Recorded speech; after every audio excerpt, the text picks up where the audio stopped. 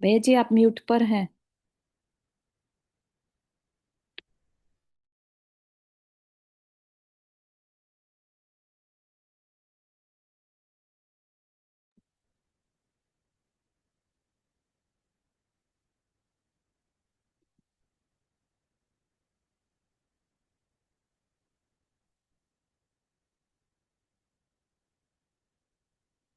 भैया जी। हाँ। हेलो। हाँ भैया जी आ रही है आवाज। जी।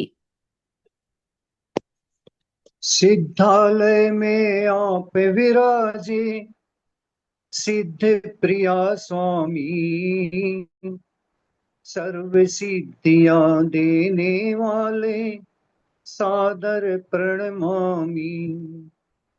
दो अक्षर का महामंत्र है, सिद्ध सिद्धि ध्यान। नमो नमो श्री सिद्धाणं पद, पल पल में गाऊं। देवादिदेव एक हजार आठ अनंत अनंत सिद्ध परमेश जी भगवान की जय। संत शिरोमणि परम पूजाचार्य गुरुवर विद्यासागर जी महामुनिराज की जय। तीन कम नौ करोड़ महामुनि राजों की जय। सभी भव्य जीवों को सादर जय जिनेन्द्र। वंदना सभी भैया। का इस चतुर्थ वंदना सत्र में, हाँ, भैया। सभी चतुर्थ सत्र में सबका स्वागत है। पिछले 3 सत्रों से अपन अपने आत्मा के हित की चर्चा कर रहे हैं। शरीर की चर्चा बहुत की है, लेकिन आत्मा के हित की चर्चा करने का पुण्य हम सबका जागा है, और उस पुण्य के फलीभूत हम अपनी आत्मा का हित कराने के लिए प्रयास कराएं। विगत दिनों में चर्चा कुछ इस विषय पर हुई थी, और पिछले सत्र से तैयारी कैसी करें, किस प्रकार शुरू करें, मन से किस प्रकार करें, क्या सोच रखें, इस बात को लेकर पहला कदम अपन ने निकाला था कि इसकी क्षमापना का पहला पाठ है, पहला स्टेज है, और किस प्रकार जीवन भर के लगे हुए दोषों की क्षमापना करनी है, वो एक होमवर्क के रूप में दिया था।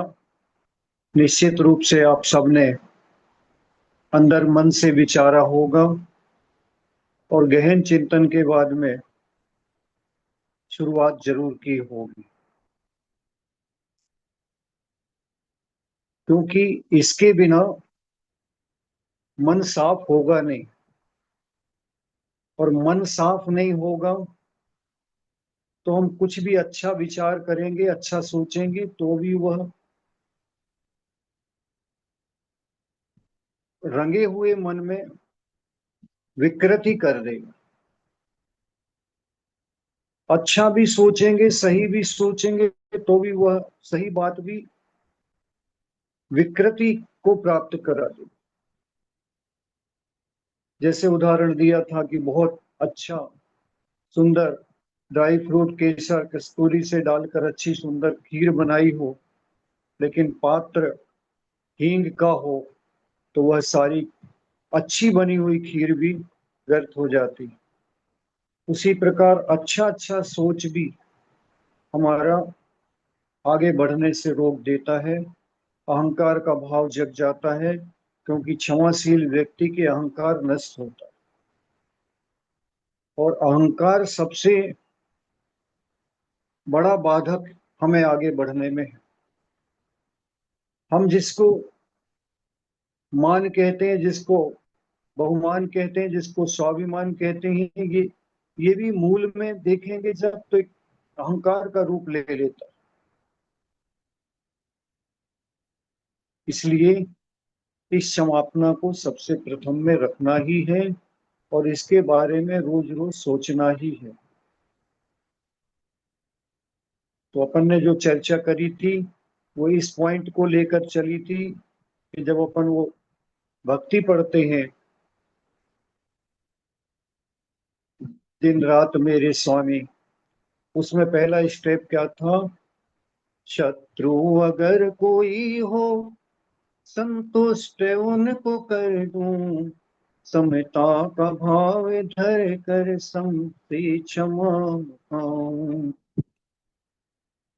दिन रात मेरे स्वामी में भाव नाई भाव। अब इससे अगले कदम की ओर चलते हैं। तो हम इसी भावना को लेकर, जो अपन भावना भाते हैं उसी भावना के आधार पर चलते हैं, ताकि आपको जब भी ये भावना पढ़ेंगे तो आपको स्टेप बाय स्टेप अपने आप याद आता जाएगा। अगला स्टेप इसमें है, त्यागूं आहार पानी औषधि विचार अवसर। त्यागूं आहार पानी औषधि विचार अवसर, टूटे नियम न कोई समता हृदय मिलाऊं, दृढ़ता हृदय मिलाऊं। दिन रात मेरे स्वामी में भावना ये भाऊं। आहार पानी को क्रमशः त्याग करने की बात कही गई है। औषधि को अवसर विचार कर छोड़ने की बात कही गई है, क्योंकि हम अब स्वाभाविक जीवन जीने वाले हैं। हमारा कृत्रिम बनावटी जीवन और ओढ़ा हुआ जीवन अब हम नहीं जीना चाहते। अब हम स्वाभाविक और संतुष्टि का जीवन जीना चाहते, और इसके लिए हमें औषधि का त्याग करना है, अवसर विचार कर कर। कुछ औषधियां ऐसी हो सकती जीवन में जिसके लिए अनिवार्य है, डॉक्टर कहता है उसे कि आप इसे छोड़ नहीं सकते था जीवन, तो हम साहस नहीं कर पाते, और साहस के बिना हम छोड़ नहीं पाते, क्योंकि मरण का भय लगता है, रोग का भय लगता है। सम्यक दृष्टि जीव, व्रति जीव, संलेखना को धारण करने वाला जीव मरण से भय नहीं करता। दवाई के अभाव में मरण हो जाएगा, यह सोच हमारी कमजोरी है। मुनि महाराज के जीवन को देखो, जो जीवन भर के लिए औषधियों का त्याग करके, अंग्रेजी औषधियां अशुद्ध तो त्याग करते ही हैं, और वे की देशी औषधि भी, आयुर्वेदिक औषधि भी बहुत ना के बराबर शुद्ध औषधि हो तो, अन्यथा आहार को औषधि बनाते। आचार्य गुरुदेव हमेशा एक बात कहते थे कि औषधि पर बार बार विचार नहीं करो, आहार ऐसा करो कि आहार स्वयं औषधि रूप हो जाए। बहुत सी बातें इसमें आएंगी। बहुत बुजुर्गों को बिना औषधि के चलता नहीं, रात्रि में भी भोजन लेना पड़ता है, रात्रि में भी कुछ लेना पड़ता है, दूध इत्यादि लेना पड़ता है, पानी तो पीना ही पड़ता है, फिर कैसे आगे बढ़ पाएंगे? तो सबसे पहले एक सरल क्लू देते हैं आगे बढ़ने, और इसको मात्र बुजुर्ग नहीं, छोटे छोटे बालकों को भी, छोटे जवानों को भी, सबके लिए एक नियम बन सकता है कि मैं रात्रि के चारों प्रकार का आहार कर सकता हूँ, त्याग कर सकता हूँ। जब तक साहस नहीं होता, जब तक उसको हम कहते हैं कि सब काम करने के पश्चात आप बेड पर आ जाओ, बिस्तर पर आने के बाद में एक नियम कर लो कि मैं जब तक बिस्तर पर रहूंगा चारों प्रकार के आहार का मेरे त्याग हो। रात्रि में जल भी नहीं लूंगा, बिस्तर पर जब तक रहूंगा न कोई वस्तु खाऊंगा, न पानी पीऊंगा। चारों प्रकार के आहार का सुबह तक के लिए मेरा त्याग। किसी की शंका हो सकती है, मान लो अनिवार्य पड़ जाए, रात को पानी पीना पड़ जाए, तो हमने आपको त्याग कराया बिस्तर तक पर। आप बेड पर से उतर जाओ, पानी पी लो। ये कोई त्याग हुआ? हाँ, त्याग हुआ। जितनी देर आप बिस्तर के ऊपर रहे, बेड पर रहे, निद्रा में रहे, नींद में रहे, साइलेंट अटैक आ जाए, रात को कुछ ऐसा घटना घट जाए, कहीं का बम फूट जाए, कहीं का कुछ आकर गिर जाए, मकान गिर जाए और आपका मरण हो जाए, तो आप त्याग में जाओगे, क्योंकि आपने चारों प्रकार के आहार का त्याग किया है बेड के ऊपर। सोते में मरण हो जाए, कोई और कारण लग जाए, तो इसमें आपकी दुर्गति नहीं होगी, सुगति को प्राप्त हो। कोई ऐसा सोच सकता है ये तो हंसी का नियम नहीं, हंसी का नियम नहीं। देखो आचार्यों ने भैया जी, आपको एक बार यहाँ पर ब्रेक दे रहे, सॉरी आपको डिस्टर्ब। हैं एक प्रश्न आया है कि हैं चारों प्रकार के आहार क्या है? हाँ, चारों प्रकार के आहार में पहला अन्न इत्यादि, दूसरा लपसी इत्यादि, जैसे जिसको अपन लस्सी इत्यादि बोलते हैं, जो गाढ़ा रहता है, हाथ में लेने से चिपक जाते हैं, हाथ लिपट जाते हैं, ऐसा सेमी लिक्विड कह दें अपन। तीसरा लिक्विड रूप से, और चौथा स्वाद रूप से। कोई अपन सुपारी इत्यादि भी ले लेते हैं और भी अन्य ले लेते हैं, तो सब प्रकार के आहारों का त्याग इसके अंदर हो जाता। चारों प्रकार के आहार कहने का मतलब कोई भी प्रकार का आहार मुख के द्वारा अब हम स्वीकार नहीं करेंगे। इसमें कल एक बहुत अच्छी शंका आई थी कि जैसे देवों का मानसिक आहार होता है, वे भगवान की पूजन भी कर रहे होते हैं, मंदिर में भी होते हैं, और यदि उनके कंठ से अमृत झरता है तो दोष लगेगा। तो उनका कबलाहार नहीं है, मुंह में डालकर आहार नहीं कर रहे, तो उस प्रकार का दोष तो नहीं लगेगा। फिर भी मानसिक आहार है, वो उसे रोक नहीं सकते तो लगेगा। उसी प्रकार अपन अपने अंदर कफ थूक इत्यादि जो रहता है, वह मुंह में नहीं कंठ में रहता है, और कंठ से वो नेचुरल प्रक्रिया है, तो वो जाता रहता है, तो उससे दोष नहीं बनता। वो हमारे हाथ में नहीं है। लेकिन ये त्याग हमारे हाथ में है।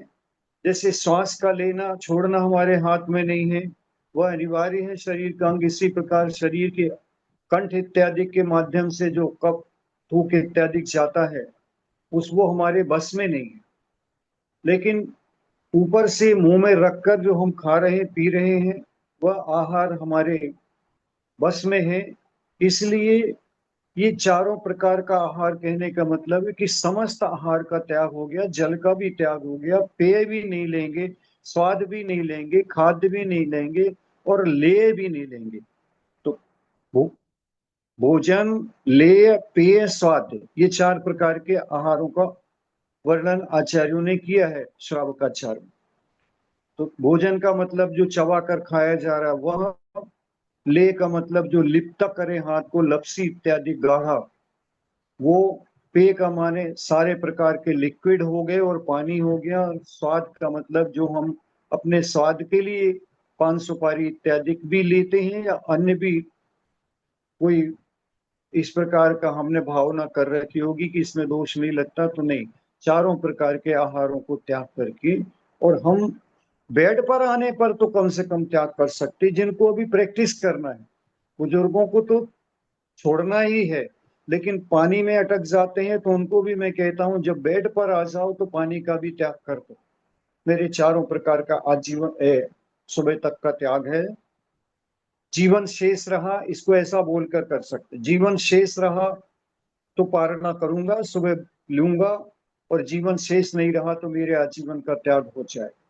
क्योंकि मरण होगा तो मरण समय आपका जो त्याग रहेगा वो आपका त्याग बड़ा श्रेष्ठ माना जाएगा। आचार्यों ने देखो, आगम में अपन ने पढ़कर आए हैं, अपन ने उदाहरण सुने होंगे कि एक मदिरा पाई को गुरु ने आशीष दिया कि तुम मदिरा छोड़ दो, उतनी देर के लिए छोड़ दो, वो नहीं छोड़ पाए।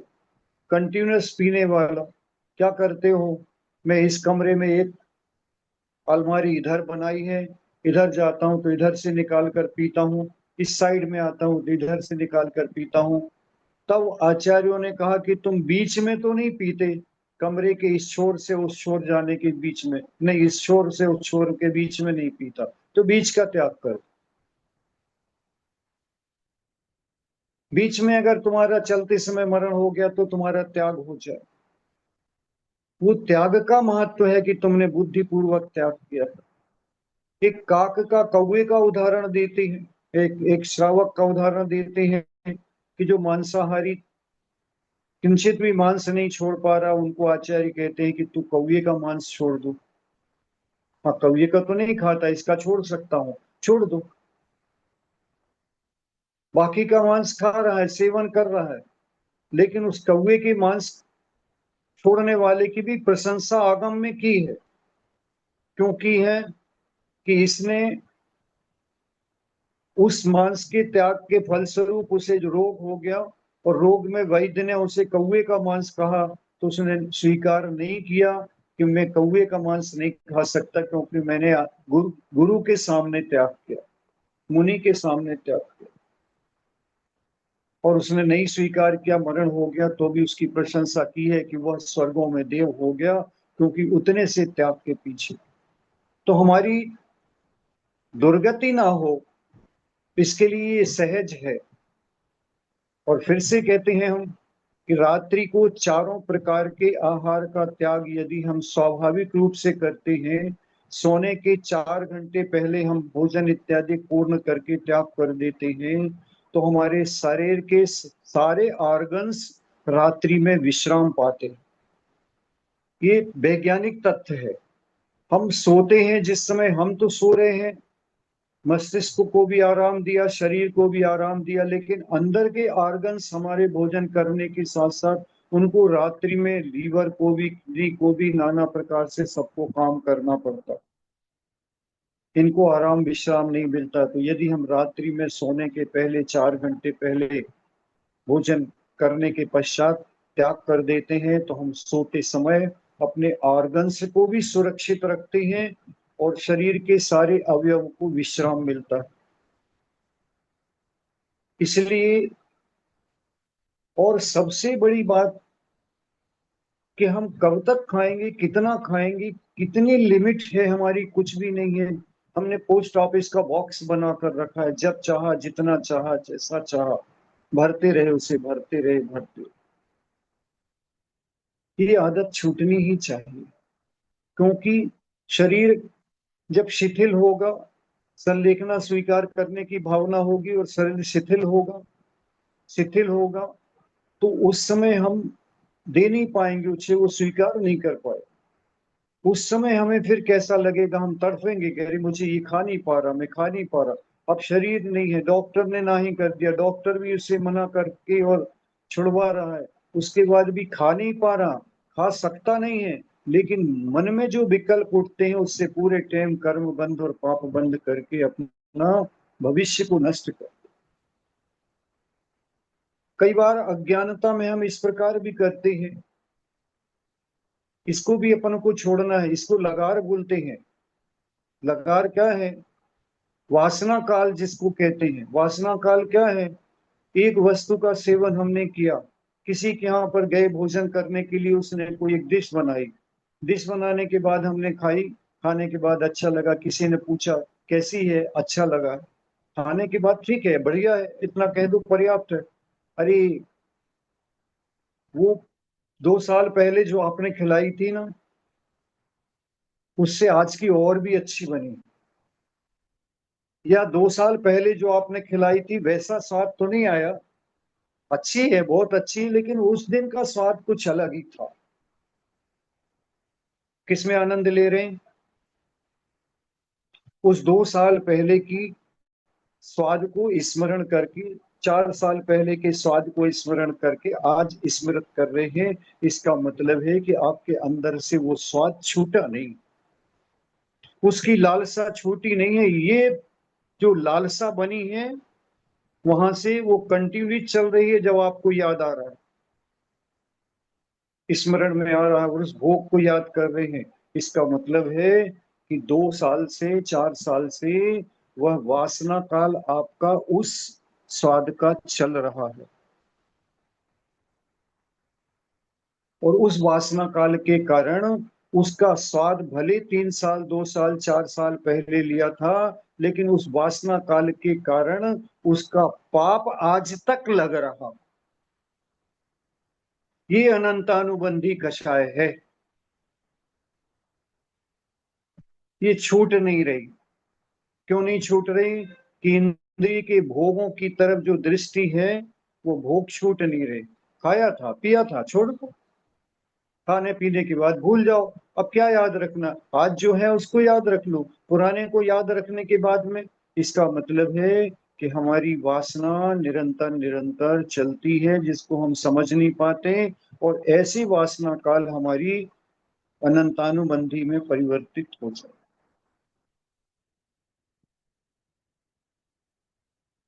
जैसे एक हलवाई होता है, सबने देखा होगा, जब वो जलेबियां बनाता है तो उसके पास एक मट्टी की हंडी रहती है। उस हंडी में शुरुआत जब वो करता है जिस दिन से, तो उस हंडी में मैदा डालकर दही डालकर उसको फेंट कर और भी उसमें केमिकल डालकर उसको फूलने के लिए रख देता है। और जलेबी बनाएगा आज, लेकिन पूरी पूरी हंडी को साफ नहीं करता, उसमें थोड़ा सा अवयव छोड़ देगा। वो अवयव छोड़ देगा और कल के लिए जो उसे बनाना है तो उसकी मैदा वगैरह आज उसी में फुलाएगा। लगातार लगातार उसको कभी साफ नहीं करता है। उसको साफ करेगा तो फिर नए सिरे से उसे उपक्रम करना पड़ेगा, इसलिए खमीर नहीं उठेगा। इसलिए उसमें बाकायदा वो उसी उसी में डालता रहता, उसी उसी में डालता है।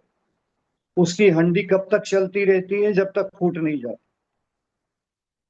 5 5 10 10 साल भी उसकी हंडी चल जाती है।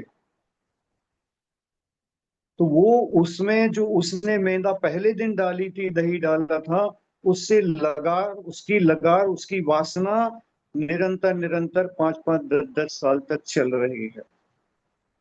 जीव उसी में उत्पन्न हो रहे, उसी में मर रहे, उसी में जी रहे, उसी में मर रहे। उसमें बाकायदा उसके खमीर उठने के, जिसकी हम खमीर कहते हैं, उसके कारण उसमें जीवों की उत्पत्ति लगातार लगातार, एक भी दिन उसमें ऐसा नहीं रहा कि जीवों की उत्पत्ति नहीं हो रही। ऐसे ही हमारे जब भाव लगातार पिछले को याद करके इंद्रिय भोगों में वैराग्य के निमित्त से याद करें तो वो वैराग्य के कारण में आएंगी, और वैराग्य के कारणों में आकर भी आपके कर्म निर्जरा के कारण बनेंगे।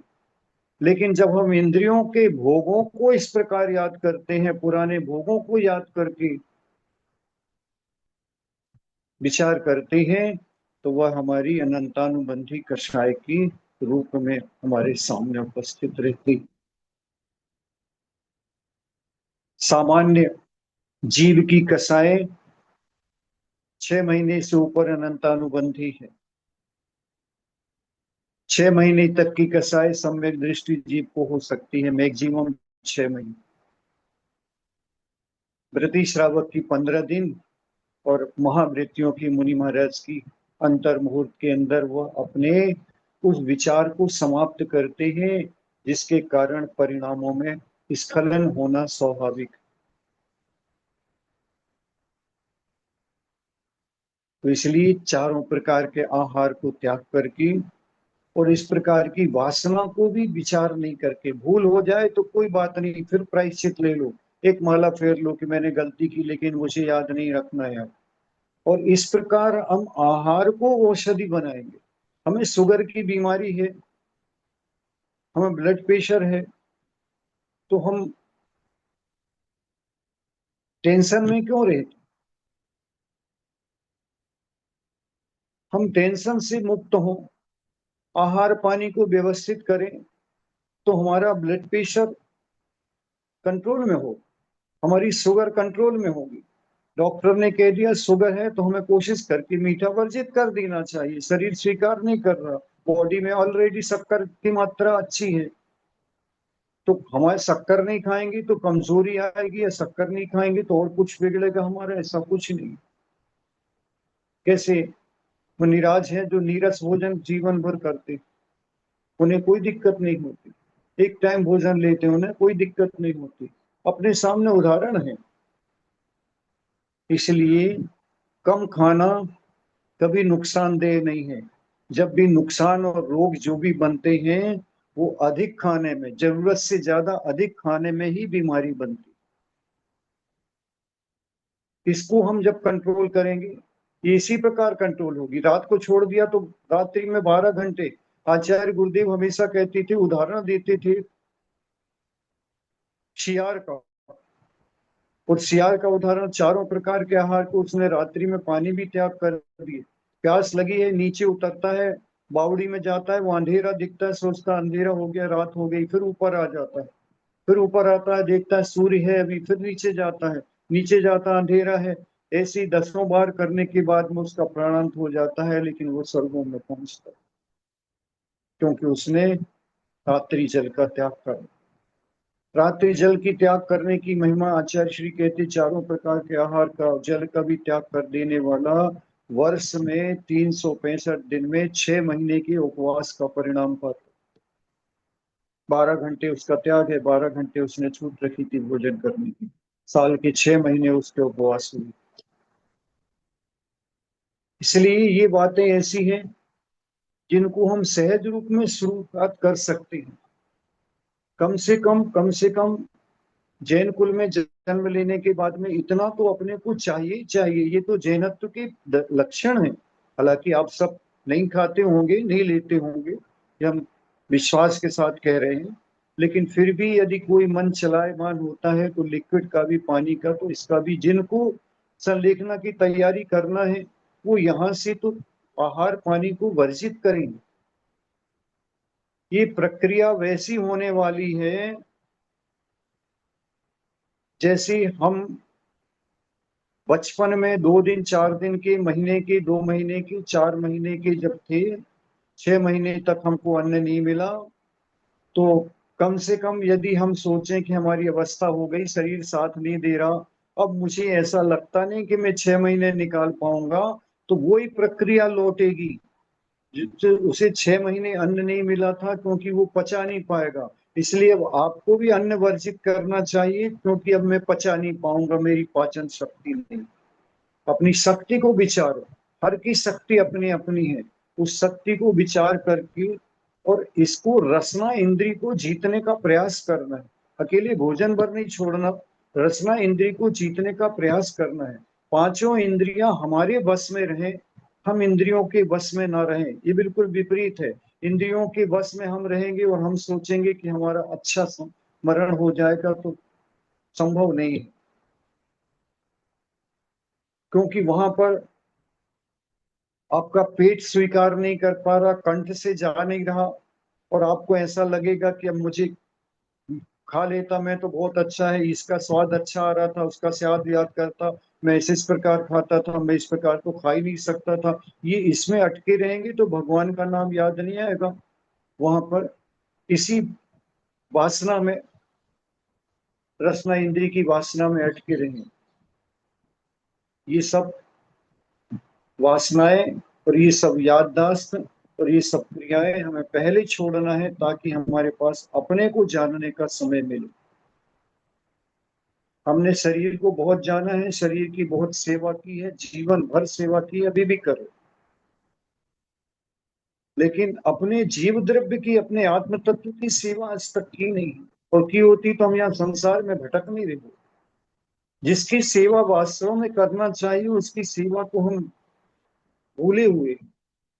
इसका कारण है सिर्फ मोह हमारा, और मोह भी शरीर से सबसे ज्यादा। जो पहले भी कहा था, आज पुनः दोहराता हूं, जो माता के गर्भ में यहीं पर बनाया, यहीं पर इकट्ठा किए, मल मूत्र से बनाया, रजवीर से बनाया, उसकी सुरक्षा की हमें बहुत चिंता है। और जिसकी, जो हमारे अनादि काल का हमारा है, मैं हूं उसकी चिंता आज तक नहीं पड़ी। अब संयोग मिला है, मनुष्य पर्याय मिली है, और मनुष्य पर्याय मिली है तो यह सम्यक ज्ञान होना ही चाहिए। इसी का नाम सम्यक ज्ञान है कि शरीर मेरा पुद्गल है, यही छूटेगा। यहाँ तक कि छूटने के बाद में घंटे भर भी कोई घर में नहीं रखना चाहता, जल्दी ले जाओ बदबू आने लगेगी। जो कल तक प्यारा लग रहा था वो अब बदबू देने वाला हो रहा। और गलती में मत रहो। बहुत से उदाहरण हमने ऐसे सुने हैं बच्चों के मुख से। क्यों, तुम्हारे दादाजी कैसी तबीयत है?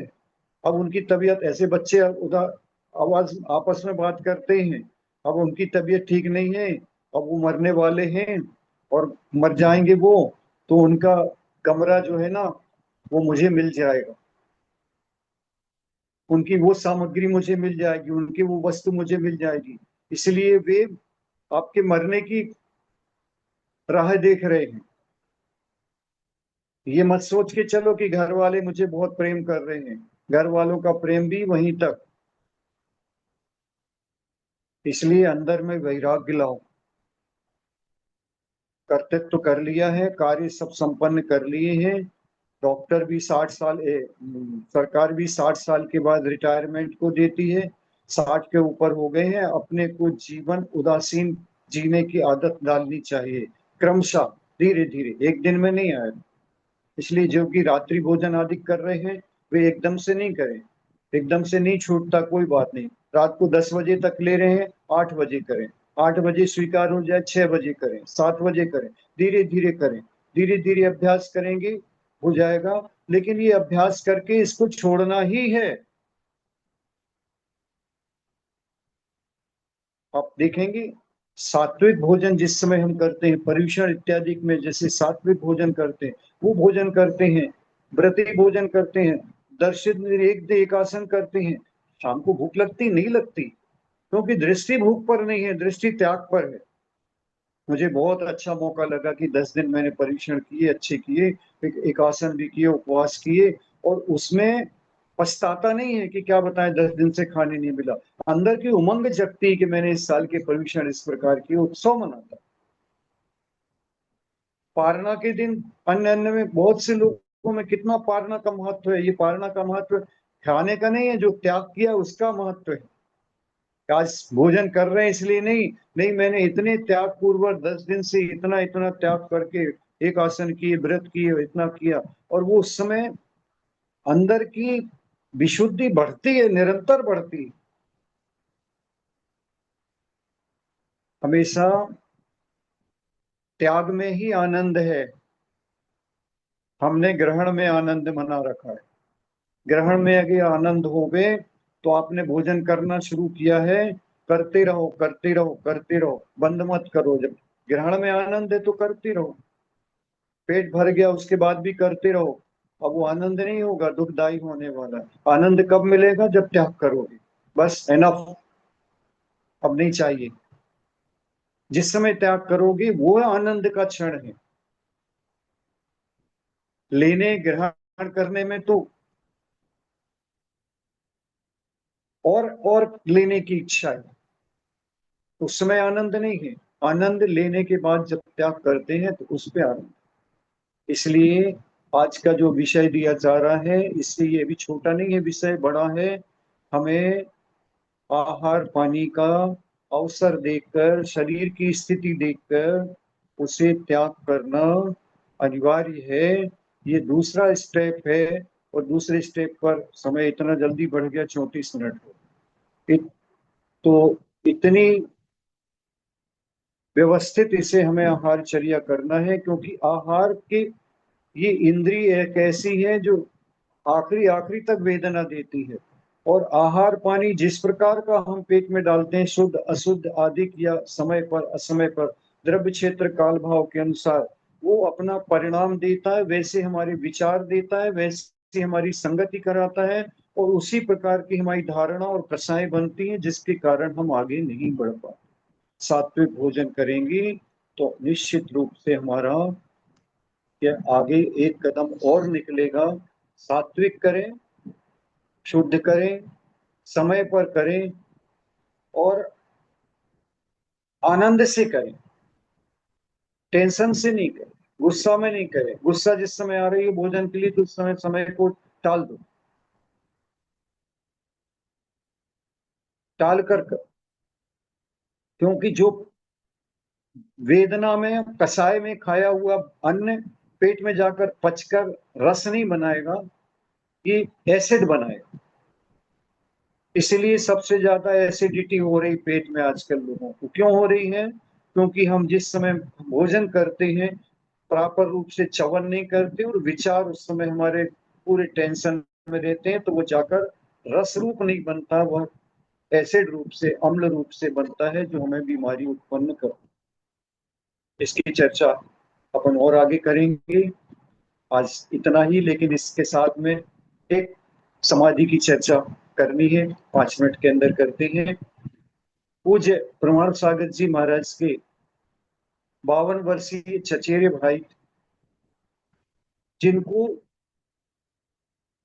पता नहीं चला और पॉटी से उनको ब्लड जाता रहा होगा, उन्हें पता नहीं चला। किसी ने कहा होगा, उन्होंने सोचा कि शायद हमें बवासीर इत्यादि है और चलते रहे। लेकिन कुछ मित्रों ने कहा एक दफा टेस्ट तो करा लो। टेस्ट कराया, टेस्ट कराने के बाद में डिक्लेयर हुआ कि इनकी पास में 3-4 दिन की जिंदगी है और इनके अंदर पूरा कैंसर फैल चुका है। 52 वर्ष की अवस्था थी। सब लोग औषधि के लिए तैयार थे, औषधि ले जाने को तैयार थे उस भव्य जीव ने, जिसके जीवन में ABCD भी धर्म की नहीं थी। मंदिर गए तो गए, नहीं गए तो नहीं गए, कुछ भी नहीं। उन्होंने बस तुरंत एक संकल्प कर लिया, मैं कहीं नहीं जाऊंगा, मुझे गुरु जी के पास में शिखर जी ले चलो। और वो हजारीबाग से जिद करके सबके साथ में शिखर जी पहुंचे। महाराज जी का फोन हमारे पास में मैसेज पहुंचा था कि तुरंत निकलो, तो ऐसा ऐसा सुनील भैया को है और सुनील सेठी को इस प्रकार की खड़ा हुई है, वो 1-2 दिन में यहाँ आने वाले हैं, आप तुरंत पहुंचे। उनकी अपने को संदेखना की भावना उनकी है। और हम पहुंचे, हमारे बाद दूसरे दिन वो भी पहुंचे और उनकी डॉक्टर ने 3 दिन का समय दिया था। अच्छे स्वस्थ शरीर, सब कुछ हट्टे कट्टे, 70-75 साल की काया, 70-75 केजी की काया, 52 वर्ष के युवा जवान, लेकिन मन में भी कोई विकृति नहीं और कोई टेंशन के भाव नहीं। अंदर में एक ही लगन कि मैं तो गुरुदेव के चरण में है, जो वो कहेंगे सो कर। आचार्य श्री जी को संपर्क हुआ, आचार्य श्री ने उनको 2 दिन हम लोगों ने छाछ और पानी दिया, लौकी का सूप दिया और पानी दिया। उसके बाद आचार्य श्री की खबर आई कि नहीं, इनको सिर्फ मात्र पानी दो। उनने सहर्ष, जिसने दिन रात को कभी छोड़ा नहीं, उसने भी बस एक समय सवेरे पानी पीना प्रारंभ किया, अच्छा गर्म पानी। हम लोग कोशिश करके उनको 1 लीटर पानी की कोशिश करते हैं कि चला जाए, और 1 लीटर पानी धीरे धीरे करके प्रसन्न मुद्रा में, वस्त्र छोड़ दिए, घर छोड़ दिया, सब कुछ छोड़ दिया और पानी स्वीकार किया, जल। और तीसरे दिन, चौथे दिन उन्होंने करुणा से हमको कहा कि हमारा एक काम आप करवा दो, ये जितने भी हम परिवार जन हैं हजारीबाग के, इनको यहाँ से रवाना कर, ये यहाँ शिखर जी छोड़ दें और ये हजारीबाग से आए। ऐसे ही हुआ, उपक्रम किया, सबने क्षमा याचना की, उन्होंने भी क्षमा याचना की और क्षमा याचना के बाद सारे परिवार को विदा कर। उस दिन शाम को हमसे बोले, आज मुझे बहुत हल्का लग रहा है और अब मैं बहुत निशंक हो गया, मुझे आनंद है। और आचार्य महाराज ने जो नुस्खा दिया है उसके मुझे बहुत अंदर की शक्ति बढ़ती है, मुझे पूरे दिन रात अच्छा लगता है। रात्रि रात्रि में जपते थे, उनकी चर्या को ब्रह्मचारी भैया सदवा रहे थे, रात्रि रात्रि जग कर उन्हें सावधान रखते थे। मैं रात्रि में कई बार उठकर उनको चेक करता था, वो पूरे टाइम अपने सावधान होता। और धीरे धीरे चलता रहा। जल लेते रहे। अंतिम दिन भगवान पार्श्वनाथ का मोक्ष कल्याणक उस दिन सुबह भी उन्हें व्हील चेयर पर ले गए, दर्शन कराया, अभिषेक किया, लाडू चढ़ाया, पूजन की, सब कुछ की, जल दिलाया, जल भी लिया।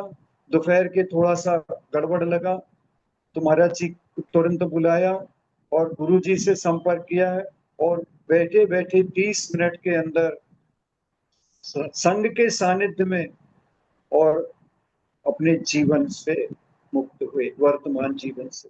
भगवान का ऐसा पुण्य जिसके जीवन में, इसका मतलब क्या है, हमने बहुत से पाप पूर्व में किए हैं, वो भी हमारे स्टॉक में सुरक्षित हैं, अभी उदय में नहीं आया। बहुत से पुण्य भी हमने ऐसे किए हैं जो स्टॉक में रखे हैं, सुरक्षित हैं। और मौका पड़ने पर अचानक में, अकस्मात में भी हम उदीर्णा के द्वारा ऐसे पुण्य को ले लेते हैं, और ऐसे पुण्य की भी उदीर्णा हो जाती है जो उसे सुव्यवस्थित मार्ग पर चला देते हैं। और उनकी बहुत अच्छी विशिष्ट संलेखना हुई। 10 प्रतिमाओं के व्रतों के साथ हुई। आचार्य महाराज ने 10 प्रतिमा के व्रत लेकर उनको उमंग सागर नाम दे दिया था जैसे ही वो छोड़े। और जैसे ही जिस दिन पहुंचे थे उसी दिन से उन्होंने एक सफेद वस्त्र लुंगी धारण की थी, एक सफेद दुपट्टा ओढ़ते थे, बाकी सब त्याग करके, घर का त्याग सब, मात्र वो लुंगी दुपट्टा रखकर और जल के साथ में उन्होंने वो करीब 22 दिन निकाले। 3 दिन डॉक्टर ने कहा था, 22 दिन निकाले, और 22 दिन में अपने जीवन का सर्वोत्कृष्ट प्राप्त करके उत्तम समाधि, उत्तम समाधि को, ऐसी समाधियों को सुनकर अपने अंदर भी हौसला आता है और अपने भी भाव बढ़ते हैं। सबके भाव बढ़े, इसी प्रकार बढ़े, और सबके अंदर में वह शक्ति जागृत हो जो सुप्त पड़ी है, और हमारा एक कदम और आगे निकले, हम मोक्ष मार्ग की तरफ बढ़ने वाले इस मार्ग पर एक कदम और निकालें। यही भावना के साथ सभी को जय जिनेन्द्र, जय जिनेन्द्र, जय जिनेन्द्र। बहुत सुंदर सेशन भैया जी, बहुत ही सुंदर। वंदामी भैया जी, वंदामी वंदना। हाँ वंदना वंदामी भैया वंदना जी, भी वंदना वंदना वंदना भैया जी। वंदामी भैया जी, वंदामी। वंदामी नहीं, वंदना कहेंगे, वंदना। हाँ हाँ, वंदना। वंदना वंदना वंदना पहले तथा वंदामी कहते हैं माता जी को। हाँ वंदना जी। भैया जी, वंदना सॉरी वंदना सॉरी, माता जी वंदना को भैया जी, वंदना। वंदना। बहुत सब ही अच्छा लोगों लगा। ने सब लोगों ने कुछ होमवर्क किया है क्या? वंदना वंदना भैया जी पूछ रहे हैं कि होमवर्क किया है जो पिछली बार दिया था? नहीं, किया है पर लिखा नहीं है। किया पर लिखा नहीं, कुसुम आंटी बोल रही हैं। कोई बात नहीं, अभी भी करो, वो तो करना ही है अपने को, क्योंकि क्योंकि मैं अपने लिखूंगी तो फिर कोई पढ़ लेगा पुराने ना, दोषों इसलिए को मैंने तो लिखा निकालना नहीं। ही है, उनको तो लिखकर एक बार हमने त्याग कर दिया निकालना तो है। रोज रोज बोलना है क्या? पूछना।